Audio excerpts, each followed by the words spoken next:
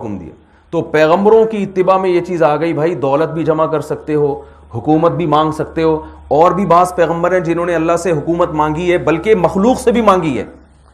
یوسف علیہ الصلاۃ والسلام جب جیل میں رہے اور وہ نالائق خواب کی تعبیر بتانا, وہ بادشاہ کے سامنے آپ کی سفارش کرنا بھول گیا, تو پھر فلبث فی السجن بضع سنین, مزید چند سال جیل میں پڑے رہے.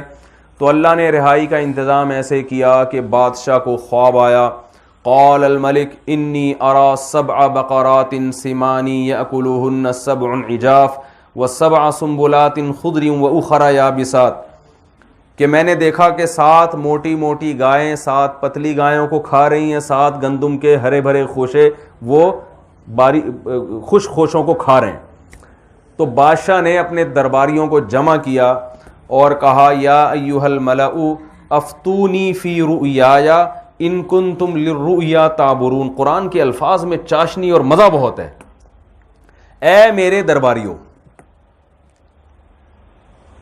مجھے ذرا اس خواب کی تعبیر بتاؤ اگر تمہیں تعبیر بتانا آتی ہے. انی ارى 7 بقرات سمان, پورا خواب سنا دیا. ان کی سائڈوں سے وہ خواب بولو بھائی, ان میں وزیر صحت بھی تھے, وزیر اطلاعات بھی تھے, لیکن وزیر خواب کوئی بھی نہیں تھا. ہر طرح کے وزیر تھے مگر وزیر خواب کوئی بھی نہیں تھا. لیکن انسان کی عادت کیا ہے کہ اسے کوئی چیز نہیں آتی, وہ یہ نہیں کہہ سکتے کہ مجھے نہیں آتی, سیدھے سے بولو بھائی مجھے نہیں آتی. ہمارے ایک دوست سے دبئی میں, انہوں نے مجھے خواب کی تعبیر پوچھی, میں نے کہا مجھے نہیں دماغ میں آ رہی اس کی تعبیر. کہہ رہے ہیں آپ مفتی صاحب ہیں, تعبیر نہیں آتی. میں نے کہا نہیں آ رہی بھائی. پھر خیر 2-3 ہفتوں کے بعد دماغ میں آ گئی تعبیر نا. پھر میں نے ان کو خود کال کی, میں نے کہا یہ والی ہے. کہہ رہے ہیں اچھا زبردست. تو نہیں آتی, بعض دفعہ کوئی تعبیر ذہن میں نہیں آ رہی ہوتی. تو اب ان کو یہ چاہیے تھا کہ وہ کہہ دیں ہمیں نہیں پتہ اس کی کیا تعبیر ہے. تو وہ جواب میں کیا کہتے ہیں, اضغاث احلام, پراگندہ خیالات ہیں. آپ دن بھر چونکہ مصروف رہتے ہیں حکومتی کاموں میں, ٹھیک ہے نا, اس کو وزارت سے ہٹا دو, اس کو لے آؤ, آلو مہنگا کر دو, پیاز سستا کر دو, یہ ساری ٹینشنیں آپ کی دن بھر کی ہیں. تو وہی آلو پیاز گائے اور گندم اور موٹی گائے پتلی گائے, ایک پراگندہ ایک فضول قسم کا نا, ایک جھاڑ بھجکڑ آپ کے دماغ میں, ازغاث کہتے ہیں جھاڑ بھجکڑ. تو یہ ایک آپ کے دماغ میں آ گیا. وما نحن بتأویل الاحلام بعالمین, اور اس قسم کے خوابوں کی تعبیر ہمیں نہیں آتی. ہمیں وہ خواب آتے ہیں جو خاندانی خواب ہوں, ہم ان کی تعبیر بتا سکتے ہیں. یہ جو فضول قسم کی چیزیں ہیں یہ والے تعبیر ہم جانتے, اور وہ اپنا ایک ہنر بیان کر رہے ہیں کہ ان فضول چیزوں کی تعبیریں ہمیں نہیں آتی ہیں. ہم کو خواب تو ہو کوئی. قرآن کہہ رہا ہے وقال الذی نجا منہما وادکر بعد امۃ انا انبئکم بتأویلہ فارسلون. ایک دم اس کو یاد آ گیا, ابے بھائی مجھے بھی تو تعبیر بتائی تھی. اس نے کہا مجھے بھیجو میں بتاتا ہوں, مجھے بھیجو میں بتاتا. اب مفاد یوسف علیہ السلام کا نہیں ہے, کس کا ہے؟ اب اس بادشاہ کا اور اس بندے کا جو وزیر جو شراب پلایا کرتا تھا. فوراً بھاگا بھاگا آیا یوسف علیہ السلام. کیا کہہ رہا ہے؟ یوسف ایھا الصدیق, یوسف ہے دوست. کیا کہہ رہا ہے بھائی؟ اتنا گہرا, صدیق کا مانا بڑا گہرا دوست, اتنا گہرا دوست تھا تو بھول کیوں گئے تھے اس کو؟ مفاد ہوتا ہے نا انسان کا, تو دشمن بھی دوست بن جاتا ہے اور سب رشتے وجود میں آ جاتے ہیں.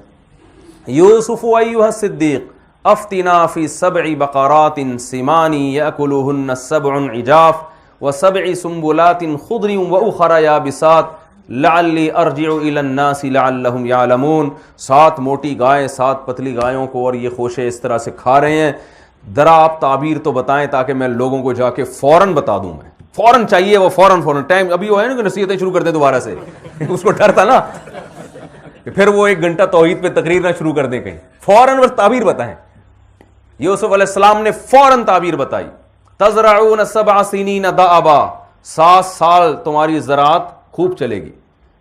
فما حصدتم فذروہ فی سنبلہ, تو 7 سال تک جو تمہیں پیداوار حاصل ہو بادشاہ کو بتا دو, ساری کھائے نہیں, کچھ اگلے 7 سالوں کے لیے اسٹور بھی کرے. وہ کیسے اسٹور, فریج تو تھے نہیں, تو بھائی ان کو اس کے خوشے میں ہی رہنے دو, باہر نہ نکالو. وہ قدرتی پیکنگ جو ہوتی ہے نا قدرت کی طرف سے, اسی میں رہنے دو. اور ثم یاتی من بعد ذلک عام, اس کے بعد کیا ہوگا؟ 7 شداد آئیں گے، 7 سال آئیں گے جس میں قحط پڑ جائے گا. یأکلن ما قدمتم لہن، جو 7 سال کے لیے تم نے اسٹور کیا ہوگا، یہ 7 سال کی اسٹوریج جو ہے وہ اگلے 7 سالوں میں فنش. تو اگر پہلے سے اسٹور نہیں کرو گے تو کیا ہوگا؟ اگلے 7 سالوں میں ہلاک ہو جاؤ گے. تو وہ اگلے 7 سال ان پچھلے 7 سالوں کو کیا کریں گے؟ کھا جائیں گے. یہ ہے 7 موٹی گائیں 7 پتلی گایوں کو کھا رہی. ثم یاتی من بعد ذلک عام فیہ یغاث الناس وفیہ یعصرون. پھر مزید ٹینشن لینے کا نہیں ہے، اگلے 7 سال پھر بارشیں شروع ہو جائیں گی. او بھائی جب وہ بادشاہ کے پاس گیا ہے، بادشاہوں کی سوچ بہرحال بادشاہانہ ہوتی ہے.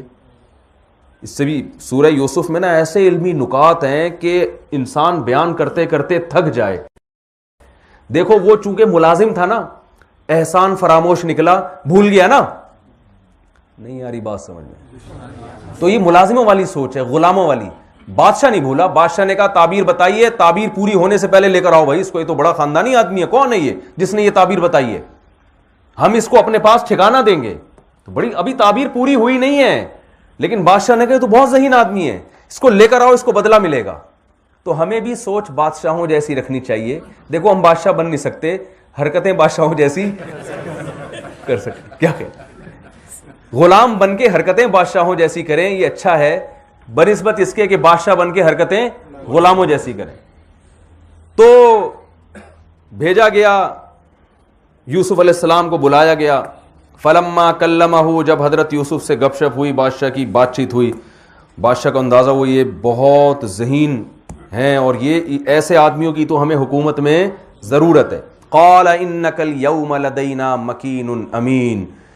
آج کے بعد آپ کا ہمارے پاس بہت اچھا ٹھکانہ ہے، آپ کو ایک عہدہ ملے گا، آپ ہمارے مشیر رہیں گے. اب جو اصل بات میں بتانا چاہ رہا تھا وہ یہ ہے، یوسف علیہ السلام کو اندازہ ہو گیا بادشاہ اس وقت فارم میں ہے. صحیح ہے نا؟ بادشاہ اس وقت کیا ہے؟ ہمیں بھی جب اندازہ ہو کہ ہمارا باس اس وقت فارم میں ہے تو ہم فوراً کہیں گے سر تنخواہ ڈبل کر دیں. یہی ہوگا نا. جس دن خوش ہو، باس کا موڈ اچھا ہو، باس جناب بلکہ بیوی کا موڈ جس دن اچھا ہو تو آدمی اس سے کیسے کیسے مطالبے شروع کر دیتا ہے. وہ کم ہوتا ہے نا اچھا، کبھی کبھار اچھا ہوتا ہے. دیکھو ایئر ہوسٹس کا ہر وقت موڈ اچھا ہوتا ہے، پھر بھی 2-4 دفعہ ہی بٹن دباتے ہیں، چائے منگوا لی، پانی منگوا لیا. تو بیگم کا جس دن موڈ اچھا ہو کیسے کیسے شوہر، اور شوہر کا جس دن موڈ اچھا ہو بیگم کیسے کیسے مطالبے شروع کر دیتی ہے. تو اس سے پتہ چلتا ہے میاں بیوی کے آج کل جو ہے نا موڈ آپس میں اچھے نہیں ہوتے.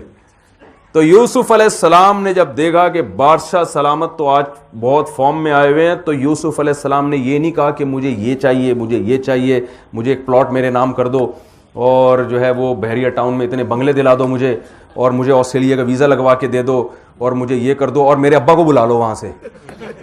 ہے بھائی یہ بھی کہہ سکتے تھے.